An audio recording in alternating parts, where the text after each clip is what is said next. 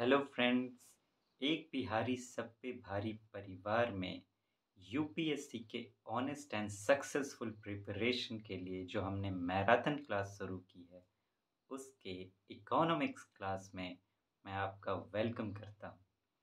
आपको याद होगा फ्रेंड्स कि हमने पिछले क्लास में रियल जीडीपी को डेप्थ में जाकर समझने की कोशिश की थी।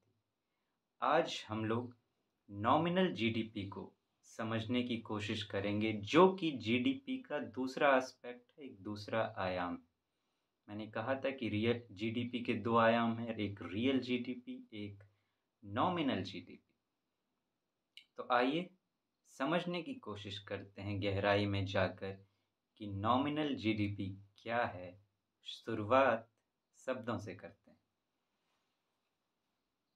नॉमिनल, उसमें क्या था? रियल, एक्चुअल, जिसे मैंने आपसे कहा था। और ये क्या है? नॉमिनल मीन्स किसके साथ? इसके नाम के साथ कुछ और भी जुड़ा हुआ है। इस तरह से आप इसको समझ सकते हैं कि जीडीपी जो है उसके साथ कुछ और भी जुड़ा हुआ है। इस तरह से आप सिंपल लैंग्वेज में इसको कह सकते हैं, नॉमिनल जीडीपी।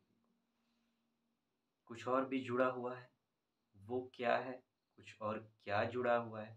जब हम इसके कॉन्सेप्ट को समझेंगे तो ये धीरे धीरे आपके अंदर समा जाएगा। आइए समझने की कोशिश करते हैं कि नॉमिनल जीडीपी है क्या। It is the value of a countries total output of goods and services unadjusted unadjusted for inflation और डिफ्लेशन। क्या है ये?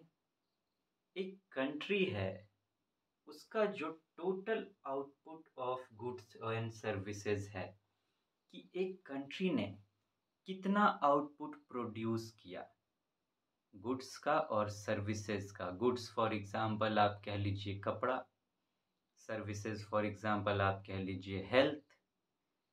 तो इन चीज़ों का, जितने भी गुड्स हैं, जितने भी सर्विसेज हैं, इनका कितना आउटपुट एक कंट्री ने प्रोड्यूस किया, ये किसी एक फाइनेंशियल ईयर में होता है।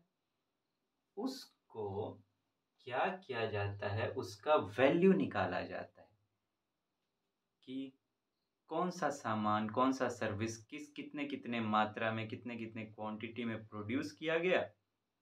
उसकी एक वैल्यू निकाली जाती है जो कि अनएडजस्टेड फॉर इन्फ्लेशन और डिफ्लेशन होता है। मीन्स कि उसमें इन्फ्लेशन और डिफ्लेशन भी शामिल होता है। उसको एडजस्ट नहीं किया जाता। इन्फ्लेशन यानी कि महंगाई, कीमतें बढ़ गई। डिफ्लेशन यानी कि कीमतें घट गई। तो बढ़ी हैं या घटी हैं, उसको एडजस्ट नहीं किया जाता, जैसे का तैसा छोड़ दिया जाता है। तो जब इस तरह से वैल्यू निकाला जाता है तो उसे कहते हैं नॉमिनल जीडीपी। अगर इसे हम कॉमन टर्म में, लाइफ टर्म में समझने की कोशिश करें, आइए समझने की कोशिश करते हैं एक एग्जांपल लेकर। कि मान लीजिए मैंने एक बात की कपड़े की बात की, हेल्थ की बात की। तो मान लेते हैं कि भारत की बात ले लेते हैं कि भारत ने एक साल, एक फाइनेंशियल में 10 कपड़े बनाए, 10 शर्ट बनाए, मान लेते हैं, ये गुड्स हो गया। और 10 शर्ट 100 रुपये के मान लेते हैं बनाए। ठीक, उसी तरह कोई भी हेल्थ से जुड़े हुए जो सर्विस हैं वो भी बनाए, और जिनकी जो वैल्यू थी वो भी 100 रुपये थी। ठीक, तो 100 रुपये का कपड़ा हो गया, 100 रुपये का हेल्थ का हो गया, गुड्स एंड सर्विसेज। इतना भारत ने प्रोड्यूस किया एक फाइनेंशियल ईयर में। अब तो ये क्या है? ये रियल कॉस्ट है। अब मान लेते हैं किसी वजह से महंगाई बढ़ गई, इन्फ्लेशन हो गया। ये जो कपड़े की कीमत है, जहाँ 10-10 रुपये शर्ट करके थी, 100 रुपये की थी, वो बढ़ के जो है 150 रुपये हो गई। या चलिए बहुत ज़्यादा मार्जिन ना लेते हैं, आसपास ही लेते हैं, 120 रुपये हो गई। ठीक, 120 रुपये हो गई। उसी तरह हेल्थ की भी जो कॉस्ट है वो बढ़ के 120 रुपये हो गई। दोनों में इन्फ्लेशन हो गया, महंगाई हो गई। तो रियल कॉस्ट क्या था? 100 दोनों का, मतलब एक 100 मतलब 200। अब 20-20 रुपये बढ़ गए, यानी कि 40 रुपये बढ़ गए। अब कितनी कॉस्टिंग हो गई अगर निकाली जाए टोटल वैल्यू ऑफ आउटपुट, तो गुड्स एंड सर्विसेज की 240 रुपये। तो नॉमिनल जीडीपी क्या होगा यहाँ पे? नॉमिनल जीडीपी होगा 240 रुपये। क्यों? क्योंकि इन्फ्लेशन 40 रुपये हो गया और वो क्या कह रहा है? अनएडजस्टेड। इन्फ्लेशन को एडजस्ट नहीं किया गया। एडजस्टमेंट का मतलब आप समझ लीजिए माइनस नहीं किया गया, हटाया नहीं गया। ठीक है, जैसे का वैसा, जैसे का तैसा वो पड़ा हुआ है वहाँ पर। तो ये जो 240 है इसको कहेंगे नॉमिनल जीडीपी। अगर 40 हटा दिया जाता तो क्या होता? तो होता रियल जीडीपी। ठीक, तो ये इन्फ्लेशन इसी तरह डिफ्लेशन की बात कर रहा है। मान लेते हैं इसी में 20-20 रुपये कीमतें घट गई। कपड़े की कीमत 100 से 80 हो गई और हेल्थ की जो सर्विस की कीमत है वो भी 100 से 80 हो गई। ठीक, तो अब यहाँ पे 40 रुपये घट गए तो कॉस्टिंग क्या हो गई? पहले 200 थे रियल, अब घट के क्या हो गया? 160 रुपये।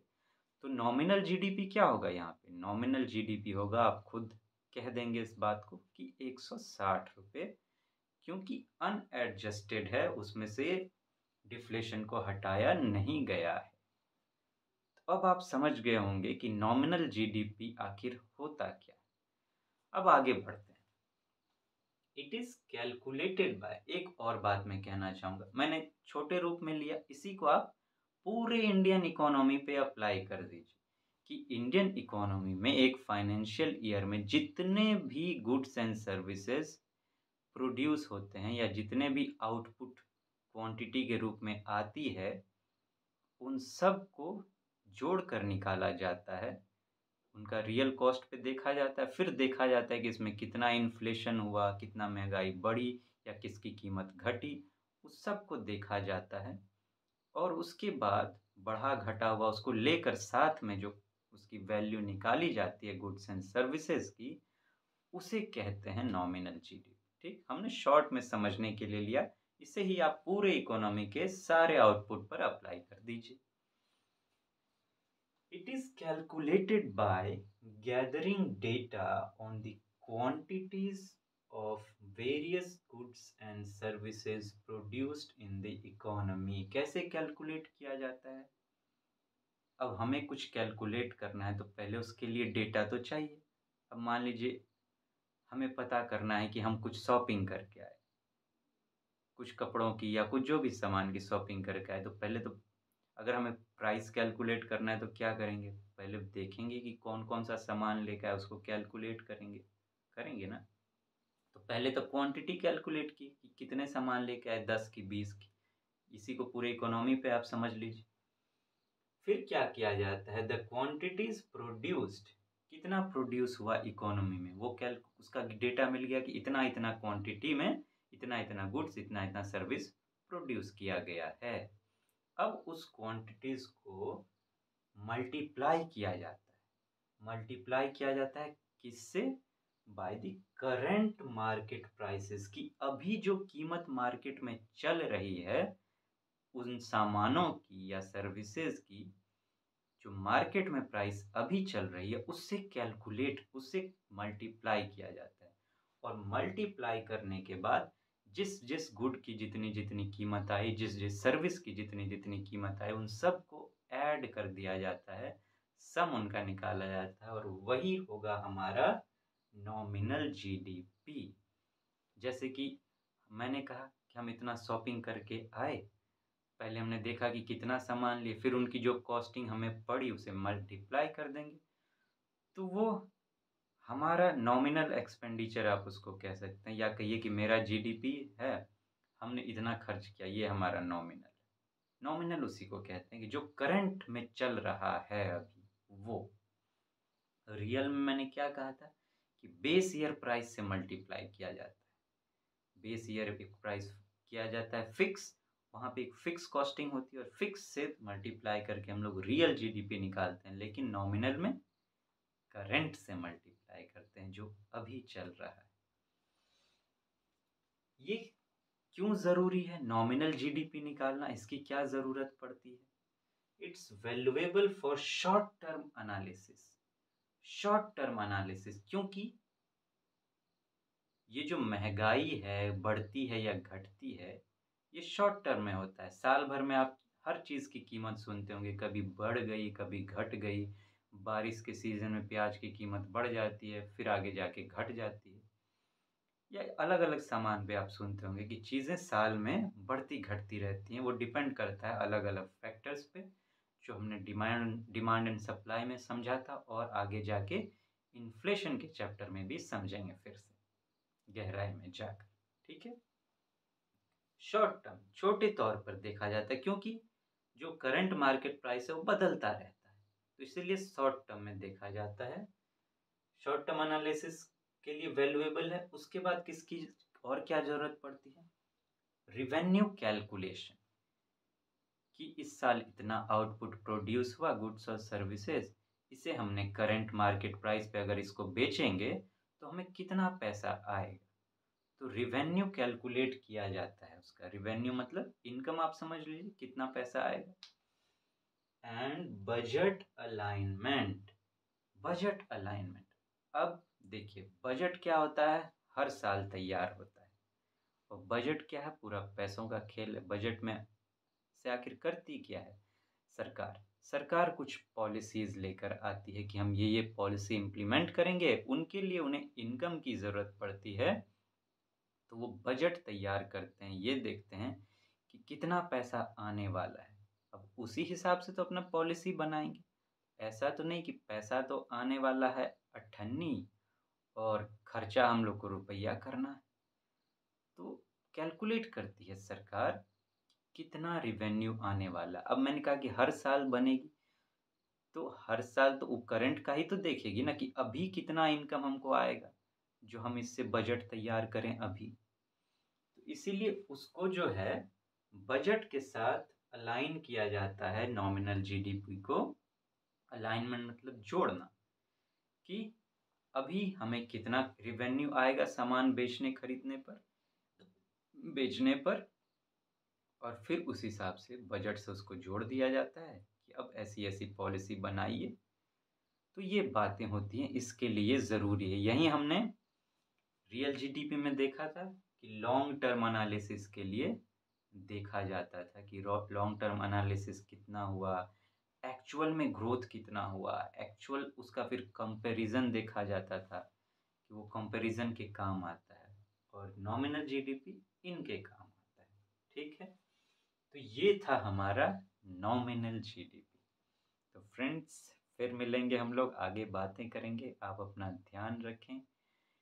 Take care, do take care very क्या कहूँ मैं आपसे, do take very good care of yourself, and very very good care, क्योंकि आप लोग मेरे लिए बहुत इम्पोर्टेंट हैं, क्योंकि आप ही वो हैं जिनका हाथ थाम कर मुझे लबासना का गेट पार कराना है। तो आपके बिना तो बात बनेगी नहीं, और आपसे बातचीत करने में मुझे बहुत मन लगता है। तो फ्रेंड्स, अपना ध्यान रखें, टेक केयर, जल्दी मिलेंगे। Have a nice day, bye bye.